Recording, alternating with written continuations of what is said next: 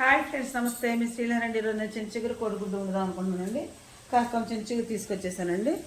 ఇదిగోండి కాసిన ఉల్లిపాయలు, పచ్చిమిరకాయలు, కరివేపాకు, ఎండుమిరకాయలు, ఎల్లుపై జీలకర్ర చక్కగా నూనెగా ఆగిన తర్వాత వేసానండి. సన్న మంటలో ఇట్లా ఆగనిస్తూ ఉన్నానండి. ఈ విధంగా ఇదిగో దానికి సంబంధించి కాస్తంత కరివేపాకు,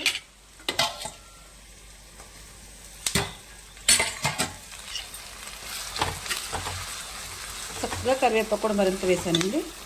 ఇది కొంచెం చిగురు ఈ విధంగా నలిపేసాను. చక్కగా కోడిగుడ్లు పక్కన పెట్టానండి.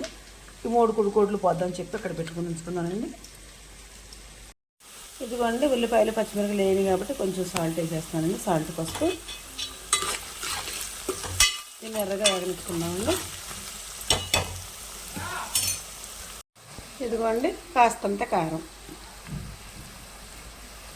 ఇదంతా కలిసేటట్టు కలవాలి. ఇదిగోండి చింతచిగురు ఇదంతా కలిసేటట్టు తిప్పుదామండి.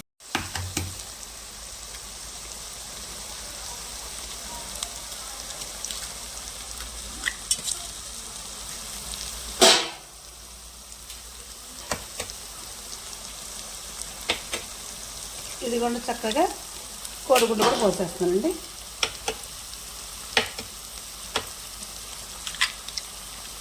చక్కగా ఈ 3 కోడిగుడ్లు కూడా ఈ విధంగా తిప్పుకున్నాం అనుకోండి. చక్క పొడుముగా బిల్లుగా అవుతుందండి. ఒక 5 నిమిషాల పాటు ఈ విధంగా ఉంచుకున్న తర్వాత వసక తుంపులుగా తయారవుతుంది. ఇదిగోండి చక్కగా కోడిగుడ్లు చక్కగా మగ్గినండి. ధనియాల పొడి కొంచెం కొద్దిగా ధనియాల పొడి వేసి కొద్దిగా కారం వేసాను, కొంచెం తెల్లగా అనిపించింది. చక్క నేనైతే ఈ విధంగా చేసుకుంటానండి. చక్క చింతచిగురు కోడిగుడ్డు. నేను చేసే విధానం మీకు నచ్చితే ఒక లైక్ అండ్ ప్లీజ్ సబ్స్క్రైబ్.